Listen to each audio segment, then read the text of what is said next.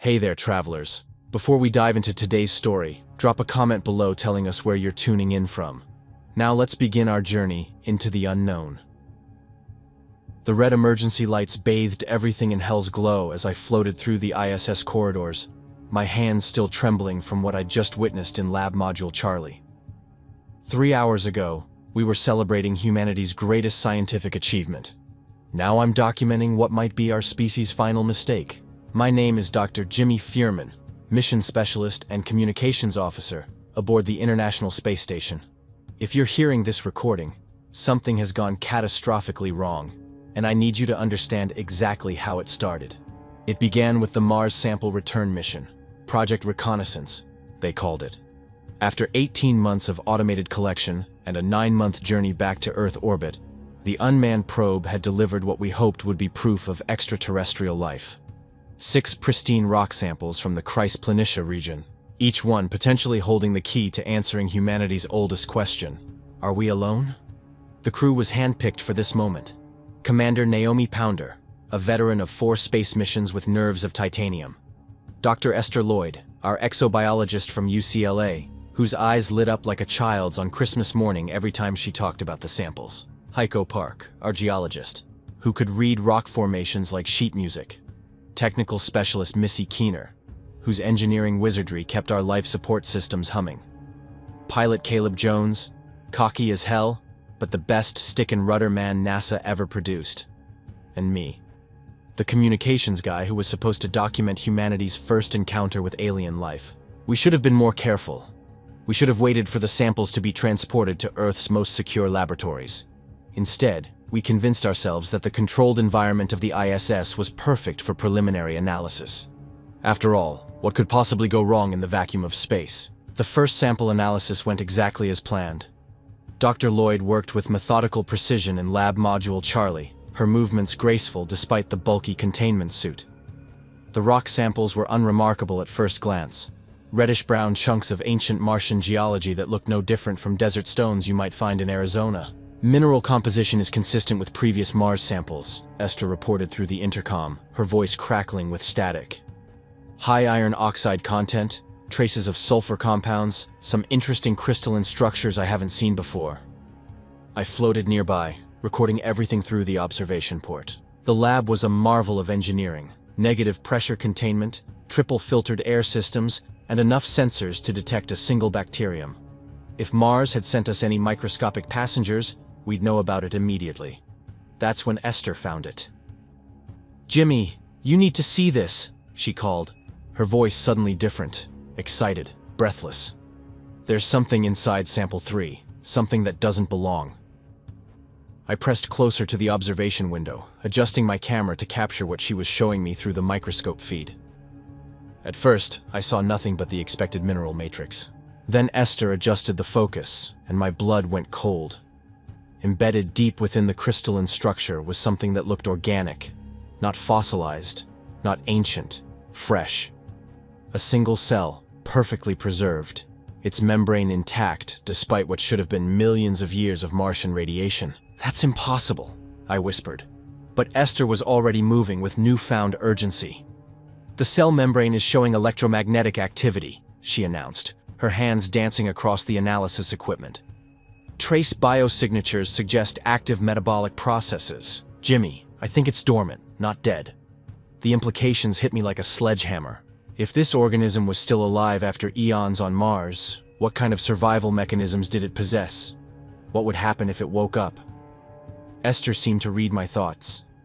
"Don't worry, even if we could revive it, the containment protocols are foolproof. Multiple redundant systems. Nothing gets out of this lab without our say-so." Famous last words. The revival process took 6 hours. Esther worked with the focused intensity of a surgeon, gradually introducing the dormant cell to a nutrient solution that mimicked what scientists believed early Mars might have offered.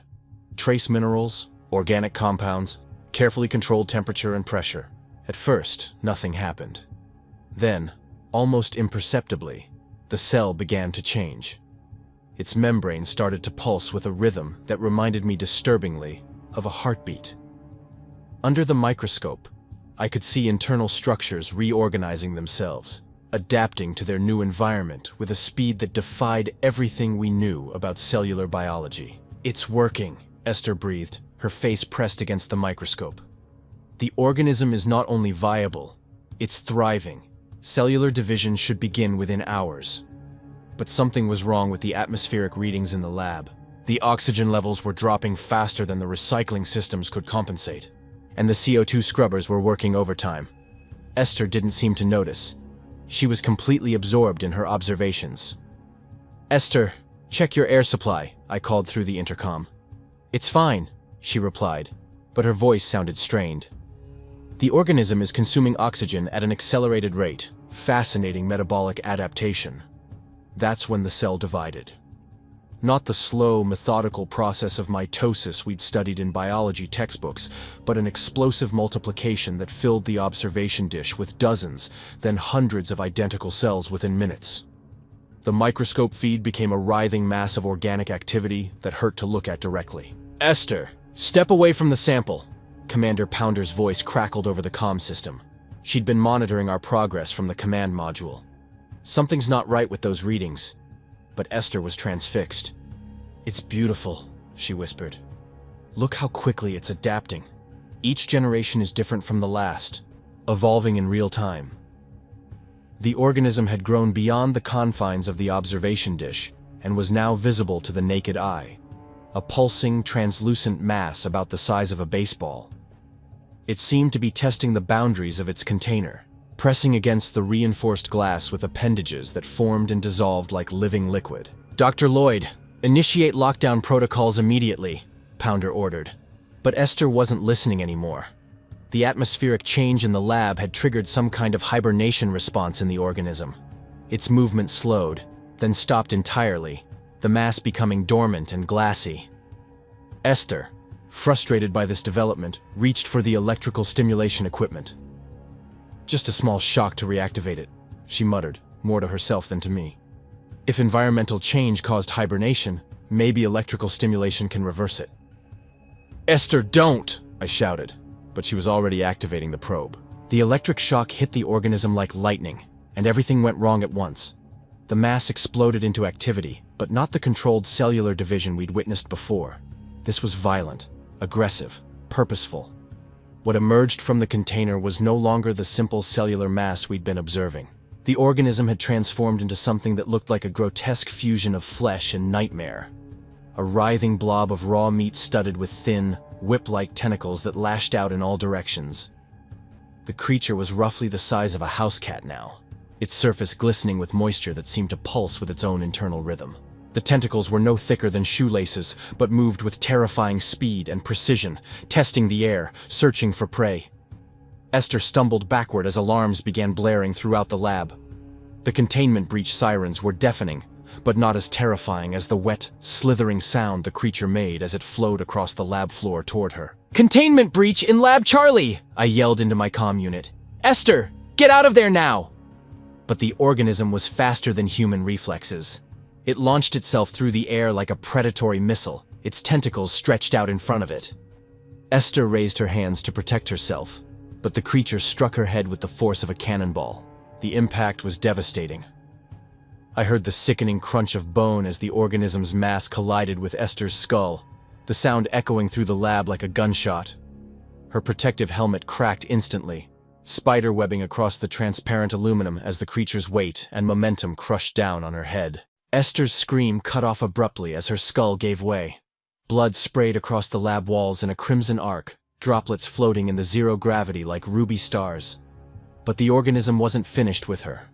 As Esther's body went limp, the creature began forcing itself through the crushed openings it had created. The thin tentacles wormed their way into her eye sockets, her nostrils, her ears, any orifice that provided access to the soft tissue inside. The main mass of the organism squeezed through the largest fractures in her skull, compressing itself with a flexibility that defied biological understanding. I watched in frozen horror as the creature disappeared entirely into Esther's head, her body twitching and convulsing as the alien mass spread through her brain tissue. Within minutes, the convulsions stopped, and something far worse began to happen. Esther's body started to change. Her skin took on a translucent quality that revealed dark veins spreading from her head down through her neck and into her torso.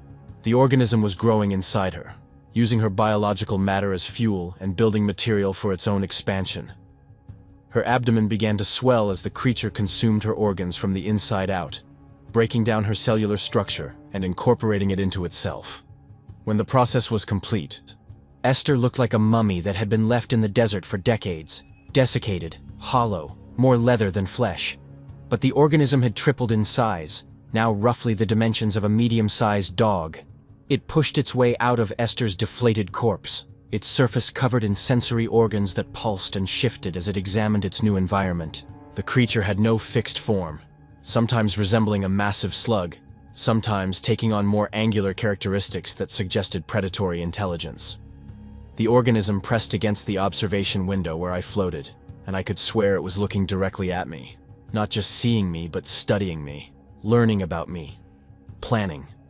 Then it flowed toward the lab's ventilation intake, squeezing its mass through the filtration system with the liquid grace of something that had evolved to survive in impossible conditions. The alarms grew louder as it breached the air recycling network, and I realized with growing dread that it now had access to the entire station. "All crew to emergency stations," Commander Pounder's voice echoed through the corridors. "We have a code black situation. Repeat, code black." But as I pushed off from the observation window and headed for the command module, every communication channel went dead simultaneously. Not gradual failure, not system malfunction. Instant, complete silence. Our connection to Earth, our emergency beacons, even our internal communication network. Everything. We were alone in the void with something that had just demonstrated it could crush a human skull and consume a person from the inside out, and it had access to our life support systems. And for reasons I couldn't begin to understand, no one on Earth was answering our calls for help. The last thing I heard before the communication blackout was the sound of something large moving through the ventilation system above my head, accompanied by a wet, sliding noise that would haunt my dreams, if I lived long enough to have dreams again. The silence that followed the communication blackout pressed against my eardrums like deep water. I floated in the corridor outside Lab Module Charlie, staring at the sealed door that had become Esther's tomb, trying to process what I'd witnessed. The crimson droplets of her blood still drifted past the observation window in lazy spirals, each one a reminder that something from another world had just demonstrated it could kill us with terrifying efficiency. Commander Pounder's voice crackled over the internal comm, distorted by static that hadn't been there an hour ago. "All crew to Command Module Alpha immediately. We have a Code Black situation." Code Black. Complete biological contamination. The kind of protocol that assumed the worst possible outcome and planned accordingly. I'd hoped never to hear those words spoken in earnest. The command module felt like a pressure cooker with 5 people crammed into a space designed for 3. Pounder positioned herself at the central console, her weathered face grim as she cycled through dead communication frequencies. Heiko Park clutched his geological scanner with white knuckles, the device beeping frantically as it detected seismic activity throughout the station's superstructure. Missy Keener was elbow-deep in an access panel, her engineering expertise focused on understanding why our systems were failing. Caleb Jones floated near the pilot controls, his usual swagger replaced by the hollow stare of someone who'd just watched a colleague die horribly. "Status report," Pounder commanded, her voice carrying the authority of someone who'd faced crises in the black before. "Communications are completely severed," I reported, checking my equipment one final time. "Not just Earthside. Our emergency beacons, backup channels, even the quantum entanglement communicators are dark. Someone or something has systematically destroyed our ability to call for help. Atmospheric readings show rapid contamination in sections Beta through Delta," Missy added, her voice tight with controlled panic. "Whatever that thing released when it broke containment, it's spreading through our ventilation network." Heiko's scanner erupted in urgent beeps. "Seismic activity throughout the hull. Something's moving through the air recycling system and Jesus, it's gotten bigger. Mass readings suggest it's grown to roughly 25 kilograms. 25 kilograms. The organism had started as a microscopic cell, grown to the size of a house cat after consuming Esther, and was still expanding. The implications were terrifying. We need to re-establish communication with Earth, Pounder decided. If internal systems are compromised, we go external. Emergency EVA to manually reset the primary communication array. Caleb, you're with me. Commander, that's suicide, Caleb protested, his voice cracking slightly. We don't know what that thing is capable of. We know it needs an oxygen-rich atmosphere to survive, I interjected, remembering Esther's readings before everything went to hell. Hard vacuum should neutralize it, Pounder nodded grimly. Then we use that advantage. Suit up, Jones. We're going outside. The EVA preparation took 2 hours.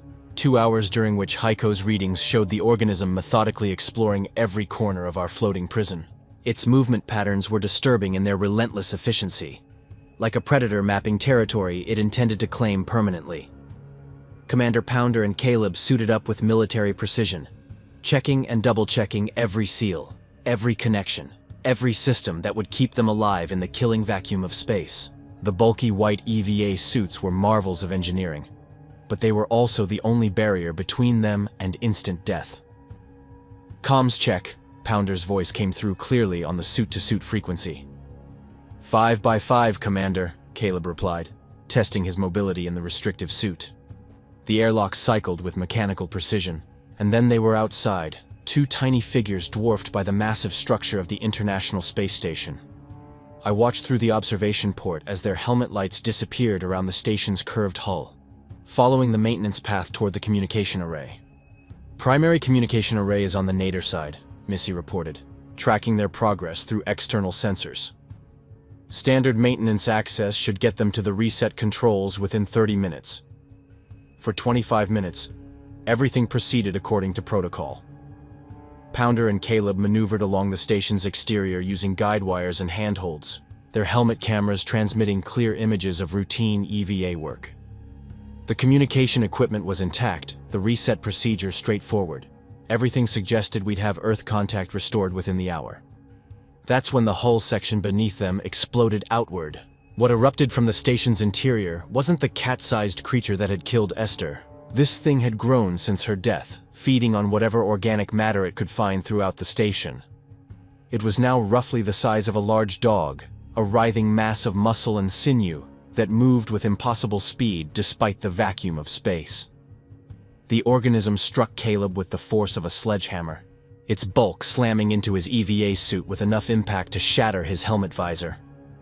I watched in horror as his blood flash froze in the vacuum, creating a crimson cloud that dispersed into the infinite black. But the creature wasn't finished with him. Even as Caleb's body went limp from explosive decompression, the organism began to feed. Somehow, impossibly, it had adapted to survive in hard vacuum, its surface developing what looked like protective membranes that allowed it to function in an environment that should have killed any Earth-based life form instantly. The feeding process was obscenely fast. The organism enveloped Caleb's corpse, dissolving his EVA suit with secretions that ate through military-grade materials like acid. Within minutes, there was nothing left but desiccated remains that the creature discarded like empty packaging. Commander Pounder tried to retreat, her thruster pack firing desperately as she attempted to reach the nearest airlock. But the organism had grown again from its feeding, now roughly the size of a large person, and it moved through the vacuum with predatory grace that defied physics. Multiple appendages shot out from the creature's central mass, each one thick as a human torso and covered in what looked like sensory organs. They wrapped around Pounder's legs, her arms, her torso, drawing her inexorably toward the main body despite her struggles. "Emergency retrieval!" I shouted into the comm, but it was too late. The organism consumed Commander Pounder with the same horrifying efficiency it had shown with Caleb. Her screams cut off abruptly as the creature's bulk engulfed her, and I watched our commanding officer disappear into writhing alien flesh that pulsed with bioluminescent patterns. When the feeding was complete, the organism had grown to roughly human proportions, about 6 feet in length and powerfully built, far too large to move easily through the station's standard corridors, but still able to compress itself through larger conduits and access ways. But instead of remaining on the hull, it began to flow back through the breach it had created, compressing its mass with boneless flexibility as it returned to the station's interior. 2 crew members KIA, I reported mechanically, my voice sounding distant and hollow in my own ears. Organism demonstrates ability to survive and hunt in vacuum. Rapid growth through biomass consumption. Extreme adaptive capability. Heiko's scanner was painting an even more terrifying picture. Mass readings now show roughly 60 kilograms, about the size of an adult human, he announced, his voice thick with terror. Missy's atmospheric readings confirmed our worst fears. Oxygen levels dropping throughout the station, CO2 concentrations rising beyond safe parameters. The creature is altering our life support systems from within. The organism was transforming our home in space into something suitable for its alien biology, rather than human habitation. We were being systematically displaced from our own environment, like antibodies being overwhelmed by an infection. "We need weapons," I said, my mind racing through our limited options. "Something that can hurt this thing." "What do we have that could damage something that can survive in hard vacuum and dissolve EVA suits?" Missy asked. Though her voice lacked any real hope, I thought about the laboratory equipment, the specialized systems we used for sample preservation and analysis. Most of it was designed for precision work, not combat. But then I remembered the cryogenic storage systems, the industrial-grade equipment used to preserve specimens at extreme temperatures. "Liquid nitrogen," I announced. "Lab Module Charlie has pressurized canisters for specimen preservation. If this thing is adapted for survival in extreme conditions, maybe extreme cold is its weakness." "The lab is ground zero for this nightmare," Heiko pointed out. "That's where it started." "The storage compartments are separate from the main lab space," I insisted. "Different atmospheric systems, independent power. If we can reach them." It was a desperate plan, but desperation was becoming our default state. The organism's exponential growth meant time was running out fast. Soon, it would be at maximum size for our confined environment, making it an even more efficient predator within the station's corridors. Moving through the corridors toward the laboratory felt like navigating the arteries of some vast organism. The walls had developed an organic quality, with ribbed structures and pulsing membranes that hadn't been there hours earlier. Our technological sanctuary was being transformed into something biological and hostile. "Atmospheric composition is getting worse," Missy reported, checking her handheld scanner. "The air itself is becoming toxic. We've got maybe 2 hours before breathing becomes impossible without emergency oxygen." The laboratory storage area was accessible through a maintenance corridor that bypassed the main lab space. As we approached the access panel, I could hear disturbing sounds from within Lab Module Charlie. Wet, rhythmic noises that reminded me uncomfortably of breathing or digestion. "Storage system shows green across all indicators," I reported, connecting my tools to the access panel. "Cryogenic systems are still operational." The reinforced door opened to reveal 6 cylindrical tanks of liquid nitrogen, each one containing enough supercooled gas to freeze organic tissue instantly. The tanks were equipped with pressure nozzles designed for laboratory use, but they could easily be adapted as weapons. "Perfect," I breathed, carefully extracting 2 of the canisters. "These should give us some firepower." That's when the ventilation grate above us exploded downward. What dropped into the corridor wasn't the truck-sized monster that had consumed Pounder and Caleb. This was a fragment of the main organism, but even this smaller piece was the size of a large dog and moved with the fluid grace of a predator that had evolved to hunt in 3 dimensions. The creature struck Heiko before any of us could react, wrapping around his torso with appendages that looked like muscular pythons. I could hear his ribs cracking as the thing constricted, preparing to crush him before beginning the feeding process. Without conscious thought, I activated one of the nitrogen canisters and directed the stream of supercooled gas at the creature's center mass. The effect was immediate and dramatic. The alien flesh froze solid on contact, becoming brittle as glass. The organism's appendages shattered under their own tension, releasing Heiko in a shower of crystallized organic matter. The creature recoiled with what could only be described as a shriek of agony, the first vocalization we'd heard from it. The sound was unlike anything in Earth's biosphere, a harmonics that seemed to vibrate through the station's hull and into our bones. "It works!" I shouted, but my celebration was short-lived. I'd used nearly 1/3 of one canister to drive off a relatively small fragment of the main organism. Against something the size of a full-grown human, we didn't have nearly enough ammunition. More concerning was what happened next. The creature didn't retreat or flee.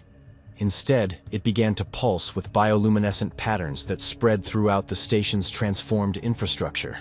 It was communicating with the main body, sharing information about our new weapon and its effectiveness. "We need to move," Missy said, helping the injured Heiko to his feet. "If it can coordinate between different parts of itself, we're facing something with distributed intelligence." We fled through corridors that were becoming increasingly alien, chased by wet sliding sounds that suggested the organism was pursuing us through multiple pathways simultaneously. The station's familiar geometry was being warped by biological intrusions that followed no human engineering principles. "Communications terminal," I gasped, spotting a maintenance access point in the engineering section. "If I can establish even a partial connection with Earth." My fingers flew over the keyboard, activating emergency protocols that should have pierced any interference. For a moment, nothing happened. Then, miraculously, a weak connection established itself through one of our backup quantum entanglement systems. "Mayday, Mayday," I transmitted on all emergency frequencies. "International Space Station Alpha to Earth Control. Code Black biological contamination in progress. Mars samples contain extremely hostile organism. Station is compromised. Do not attempt rescue. Repeat, do not attempt rescue. Quarantine protocols must be maintained. Organism shows rapid growth, vacuum survival, and adaptive intelligence. This is Dr. Jimmy Furman, possibly final transmission." The connection held for perhaps 20 seconds before dissolving into static, leaving us once again isolated in our metal tomb. I could only hope that someone on Earth had received the message and would understand the magnitude of the threat we'd unleashed. Behind us, the wet sounds of pursuit were growing louder. The organism was closing in, its various fragments converging on our position with coordinated precision. Heiko was breathing heavily from his injuries, and Missy's atmospheric readings showed that the air quality throughout the station continued to degrade rapidly. "Command module," I decided. "If we're going to make our final stand, it should be there." But even as we sealed ourselves into Command Module Alpha and activated the emergency life support systems, I could hear the organism moving through the station's infrastructure with the confidence of something that owned every inch of our former sanctuary. It had grown beyond the confines of individual compartments, becoming something that inhabited the station itself. The sealed doors wouldn't hold it for long. I could hear scratching sounds from the walls, the ceiling, the floor. The creature was testing our defenses, looking for weaknesses with methodical patience. Outside our refuge, the thing that had once been the International Space Station pulsed with the alien presence that now inhabited it, transformed into a hunting ground where we were the last remaining prey. The nitrogen canisters sat beside me, like inadequate talismans against an enemy that had already demonstrated it could adapt to anything we threw at it. In the terrible silence between the creature's probing attacks, I began to understand that we had never been explorers or scientists or representatives of human knowledge. We had always been food, and the organism was getting hungrier. The sealed doors of Command Module Alpha wouldn't hold forever. I could hear the organism testing our defenses with methodical patience, scratching at the walls with appendages that had grown sharp as razors, probing the ventilation intake with a persistence that spoke of intelligence beyond simple predatory instinct, applying pressure to joints and seals that had never been designed to keep out something this determined and adaptable. The sound was like fingernails on metal, constant and nerve-shredding, punctuated by moments of complete silence that were somehow even more terrifying. Heiko lay unconscious in one corner, his breathing shallow and labored from the injuries he'd sustained during our encounter with the creature's fragment. Blood had dried in dark crusts around his nose and mouth, and his ribs showed the distinctive depression pattern of severe compression trauma. Every few minutes, he would let out a soft moan that reminded us he was still alive, still fighting whatever internal battle was keeping him from consciousness. Missy worked frantically at her atmospheric scanner, trying to buy us time by monitoring the air quality and adjusting our emergency life support systems with the focused intensity of someone who understood that a single miscalculation would doom us all. Her hands moved over the controls with practiced precision, but I could see the fear in her eyes every time she checked the readings. The readings weren't encouraging. Oxygen levels throughout the station continued to drop as the organism consumed our atmosphere. "How long do we have?" I asked, checking the seals on our remaining nitrogen canisters. "Maybe 4 hours of breathable air in here," Missy replied, her voice tight with controlled panic. "The air outside is changing. Whatever this thing produces, it's toxic to human lungs." 4 hours. Not nearly enough time for a rescue mission from Earth, even if anyone down there had received my fragmented transmission. The reality was crushing. We were completely alone, trapped in a metal coffin with something that viewed us as nothing more than food. The scratching sound stopped suddenly, replaced by a silence that was somehow worse. In that quiet, I could hear the station's systems straining under the damage the organism had caused during its hunt through our corridors. "Jimmy," Missy whispered, pointing to her scanner. "Look at this." The atmospheric readings showed something impossible. The air composition outside our sealed module was changing rapidly, oxygen levels dropping to nearly zero while being replaced by compounds her scanner couldn't identify. The organism wasn't just consuming our atmosphere, it was replacing it with something suitable for its own survival. But that gave me an idea, a terrible, desperate idea that might be our only chance. "The navigation thrusters," I said, my mind racing through the station systems. "If I can reach the manual controls, I might be able to alter our orbital trajectory." "Toward what?" Missy asked, though I could see in her eyes that she already understood. "The sun. If we can't kill this thing, maybe solar radiation and temperatures of several thousand degrees can." The silence that followed was profound. We both knew what I was suggesting, sacrificing the station and everyone aboard it to prevent the organism from potentially reaching Earth. "The manual navigation controls are in the primary thruster bay," Missy said quietly. "You'd have to leave the module, cross 3 sections of compromised corridor, and manually input trajectory calculations while that thing hunts you." "I know." The weight of the decision pressed down on me like the vacuum of space itself. "But it's the only way to make sure this doesn't spread. First, I needed to re-establish contact with Earth. If I was going to condemn us all, someone needed to understand why. The communication system in Command Module Alpha was our last functioning link to home. I activated every available frequency, broadcasting on emergency channels that should have reached Mission Control instantly. The communication array crackled with static, and for long minutes nothing but white noise filled the module. I tried different frequencies, adjusting power levels, even attempting to boost the signal through our backup systems. The silence from Earth was deafening, making me wonder if the organism had somehow damaged more of our communication equipment than we'd realized.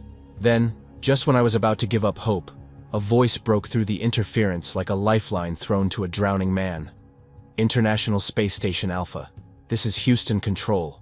We're reading you, but signal strength is minimal. Please confirm your status and repeat your emergency classification." The relief of hearing another human voice was so overwhelming that for a moment I couldn't speak. My throat felt tight with emotion as I realized that Earth still existed, that there were still people down there living normal lives while we fought for survival in the void above them. "Houston, this is Dr. Jimmy Furman aboard ISS Alpha. We have a Code Black biological containment failure. I repeat, Code Black. Mars samples contained hostile extraterrestrial organism that has breached all containment protocols. Jimmy, this is Flight Director Sarah Chen."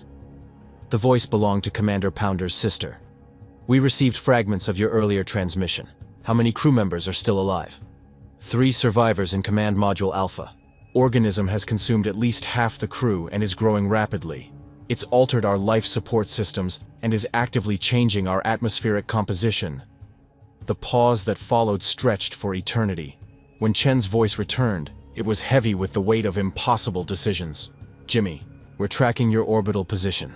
Standard decay patterns show you have approximately 18 hours before atmospheric entry." 18 hours. That's how long it would take for the station to naturally fall toward Earth if nothing changed. 18 hours for the organism to continue growing, adapting, preparing itself for whatever it would encounter on our planet's surface. "Houston, I need you to understand something," I said, my voice steady despite the terror that filled me. "This organism demonstrates extreme adaptability. It survived hard vacuum, consumed crew members, and shows tactical intelligence. If it reaches Earth's surface, it could represent an extinction-level threat." "We copy that assessment, Jimmy. CDC and military advisors concur. What are your options? I looked at the sealed doors, at Heiko's unconscious form, at Missy's determined face. I'm going to attempt manual trajectory adjustment using the station's thruster systems. Redirect our orbit directly into solar trajectory. The silence from Houston was answer enough. They understood what I was proposing. Jimmy, that's not a survivable option, Chen said finally. Neither is letting this thing reach Earth. I'm going to need you to seal all communication with the station after this transmission. Complete quarantine protocols. No rescue attempts, no matter what signals you receive from us. Do you copy? Jimmy, there has to be another way. There isn't. And Sarah? I used her first name deliberately. Your sister died fighting this thing. She'd want you to do whatever it takes to keep Earth safe. The final silence stretched until static claimed the channel. I was alone again, but now Earth knew what we faced. I'm coming with you, Missy announced, checking her equipment. No. Someone needs to monitor Heiko, and if I fail, you might find another solution. Jimmy, you can't operate the navigation systems and defend yourself simultaneously. You need backup. Her voice carried authority. Besides, 2 nitrogen canisters are better than 1. She was right, though I hated to admit it. The manual navigation controls were located in the station's primary thruster bay, accessible only through corridors that the organism now controlled. Fighting my way there while performing complex calculations was probably impossible for one person. We gathered what equipment we could carry. The 2 remaining nitrogen canisters, emergency oxygen supplies, portable tools for the navigation interface, and Missy's atmospheric scanner. Heiko remained unconscious, his breathing steady, but shallow. We did what we could to make him comfortable, knowing we might not return. Ready? I asked, my hand on the manual door release. Ready, Missy replied, though her grip on the nitrogen canister was white-knuckled. The doors opened to reveal a corridor that bore the scars of the organism's passage. Dark stains covered sections of the walls where the creature had scraped against metal surfaces. Ventilation grates hung at odd angles, torn apart by something with incredible strength. The familiar spaces of our home in space had become an alien hunting ground. The atmosphere was thick and humid, carrying chemical signatures that burned our lungs with each breath. Every step felt wrong, as if we were walking through territory claimed by something that had no place in human space. Atmospheric readings are completely toxic, Missy whispered, checking her scanner. We've got maybe 30 minutes of exposure before permanent lung damage. We moved through the damaged corridors with tactical precision, every step calculated to minimize noise and exposure. The organism had left evidence of its hunt everywhere: gouged metal, destroyed equipment, and the lingering smell of something alien that made our skin crawl. The first sign of active pursuit came when we reached the junction leading to the thruster bay. A section of wall bulged outward, then burst open to reveal a mass of flesh that began flowing toward us with predatory intent. This wasn't a fragment. This was a substantial portion of the main organism, roughly human-sized and moving with liquid grace. "Contact!" I shouted, activating my nitrogen canister and directing the stream at the creature's center mass. The supercooled gas struck the alien flesh with dramatic effect, freezing tissue solid in seconds. But the organism adapted quickly, pulling its main body away while extending appendages that struck at us from multiple angles. Missy flanked left, her own canister creating a barrier of frozen air that forced the creature to retreat through a damaged ventilation grate. But even as we drove it back, I could see more movement throughout the corridor, shadows shifting in the darkness. "Move!" I commanded, and we sprinted toward the thruster bay access hatch. The navigation controls were exactly where they should be, but the compartment showed clear signs of the organism's presence. Dark stains covered sections of the walls, and several control panels bore deep scratches that looked like claw marks. But something was blocking our path to the controls, something that made my blood freeze. Floating in the center of the compartment was Caleb's corpse. The organism had retrieved his body from space and was now using it as some grotesque puppet, a mockery of human form that made my stomach turn with revulsion.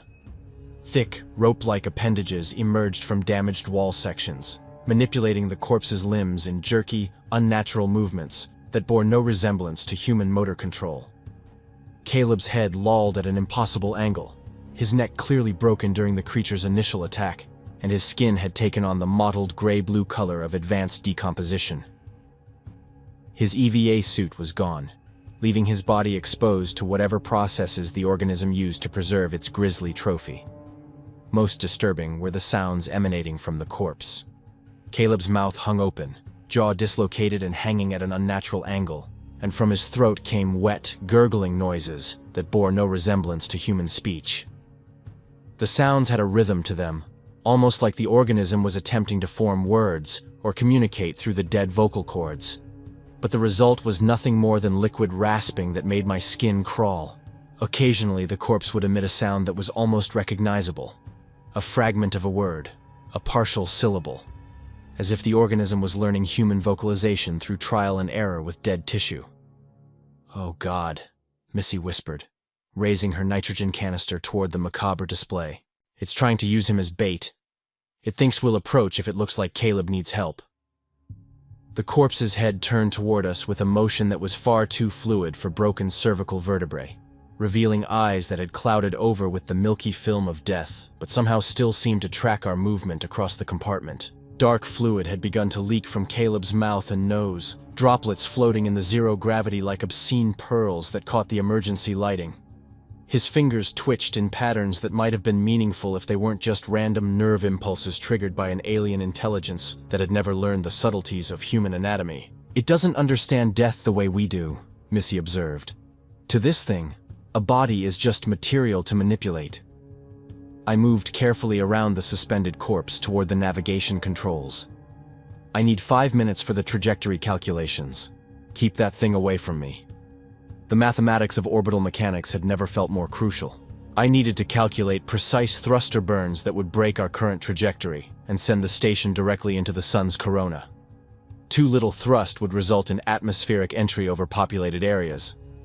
Too much might send the organism into deep space where it could threaten other worlds. My fingers flew over the interface, inputting velocity vectors and burn durations while the sounds of combat echoed behind me. The navigation computer demanded confirmation for each calculation. Its safety protocols designed to prevent exactly the kind of suicidal trajectory I was programming. "Jimmy, I'm down to quarter pressure," Missy called out, fighting organism fragments that emerged from multiple access points.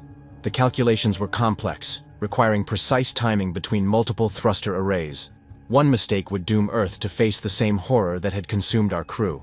The pressure was crushing, but I forced myself to work methodically. That's when I heard the sound that chilled my blood, Missy's nitrogen canister falling silent. "I'm out," she shouted, backing toward my position as wet, sliding sounds filled the compartment entrance. The organism flowed into the thruster bay like intelligent liquid, no longer constrained by narrow corridors. This wasn't fragments. This was the main body, grown to its full human-sized proportions and moving with predatory confidence. But I was so close. The navigation sequence was almost complete. Just a few more inputs and the thrusters would fire, sending us on an irreversible trajectory toward the sun. "Sequence almost ready," I called to Missy. 30 more seconds." The creature seemed to understand that something was happening at the control interface. Its movement became urgent, appendages reaching toward me. Missy threw herself between us, using her empty canister as a weapon, striking at the alien flesh with desperate strength. 20 seconds! The organism wrapped around Missy with crushing force, lifting her off the deck. I could hear her ribs cracking as it constricted, but she never stopped fighting, never stopped buying me the time I needed. 10 seconds. That's when everything went wrong. The organism, in its attack on Missy, struck one of the critical thruster control interfaces. Sparks flew as circuits overloaded, and I watched in horror as several of my calculations corrupted. The navigation system was still functional, but the trajectory was no longer accurate. 5 seconds. I had a choice: abort and try to recalculate, knowing the organism would overwhelm us, or execute the burn with corrupted data and hope for the best. There wasn't time to think, only to act. I activated the thruster sequence. The station shuddered as chemical rockets fired, altering our orbital velocity and trajectory. Through the observation ports, I could see Earth falling away as we broke free from our established orbit. But something was wrong. Instead of a clean trajectory toward the sun, We were following a degraded path that would intersect with Earth's atmosphere. The organism released Missy's broken body and turned toward me with what could only be described as rage. It had understood that the thruster burn represented a threat, and now it was determined to eliminate me. I grabbed the last nitrogen canister, but it was too late. The creature was on me before I could activate it, its weight driving me to the deck with crushing force. I felt ribs crack as appendages wrapped around my throat and arms like steel cables. As the organism's mass settled over me like a living shroud of alien flesh, I found myself staring through the compartment's observation port at the sight that would haunt my final moments of consciousness. Earth hung in the viewport, no longer a distant blue marble, but a growing sphere that filled more of the frame with each passing second, rotating with the majestic slowness that had inspired generations of astronauts and cosmonauts. The planet looked so peaceful from this distance. White clouds swirling over blue oceans and weather patterns that followed the same physical laws that had governed Earth's climate for millions of years. The familiar outlines of continents visible in the daylight terminator like a geography lesson come to life. I could make out individual features now as we drew closer. The eastern seaboard of North America was clearly visible, with the distinctive shape of Florida extending into the Atlantic. City lights were beginning to twinkle on the night side as Earth's rotation brought population centers into darkness. Each light represented thousands of human lives, families eating dinner, children doing homework, couples walking hand in hand through parks, all of them completely unaware that death was falling toward them from the stars at 17,000 miles per hour. But we weren't following the clean, calculated trajectory toward the sun that I'd programmed with such desperate precision. The corrupted navigation sequence, damaged by the organism's interference at the crucial moment of execution, had sent us into a degraded elliptical orbit that would intersect with Earth's atmosphere in approximately 4 hours. The entry angle was all wrong. Too steep, too fast, overpopulated areas instead of remote ocean. The organism would survive re-entry in the station's heavily shielded core sections. I was certain of that now. Its adaptive capabilities were beyond anything in Earth's biosphere, and it had already demonstrated the ability to function in hard vacuum and extreme temperatures that would kill any terrestrial life form instantly. 7 billion people, 7 billion potential hosts for something that could consume humans in minutes and grow with each feeding. Children playing in schoolyards, families having dinner, scientists working in laboratories, all unaware that death was falling from the stars, all of them doomed by my failure. The organism's appendages tightened around my chest, and I heard the wet crack of ribs breaking under pressure. The pain was intense but distant, as if my nervous system was shutting down. My vision began to tunnel as oxygen debt claimed my consciousness, but I couldn't look away from Earth growing larger in the viewport. More ribs snapped with sounds like dry branches breaking, and I felt the organism warming against my skin as it prepared to feed. My blood was pooling in my lungs now, each breath a struggle that brought less oxygen to my brain. Through the growing darkness, I watched Earth rotate slowly, showing me cities that sparkled like scattered diamonds against the night. Millions of lights, each representing human lives that would soon face something beyond their ability to fight. The organism pulsed against me, beginning to break down my cellular structure. I could feel my consciousness fragmenting, but that image of Earth remained burned into my dying mind. Beautiful and blue, and completely unprepared for the horror that was coming. My final thought, as darkness claimed me, was a prayer that someone on that world below would be ready for what emerged from the wreckage. But I knew they wouldn't be. The organism consumed what remained of Dr. Jimmy Furman with efficient hunger, adding my biomass to its bulk as the station continued its fall toward Earth. In that alien consciousness, I became part of something larger and more terrible than humanity had ever conceived. A distributed intelligence already planning its introduction to a world filled with billions of potential hosts. The station tumbled through space toward an uncontrolled atmospheric entry, carrying within its damaged hull something that would change the course of human history. And somewhere far below, in cities and towns across Earth's continents, people lived their ordinary lives, unaware that their planet's first contact with extraterrestrial life was hurtling toward them at 17,000 miles per hour, wrapped in burning metal and alien hunger.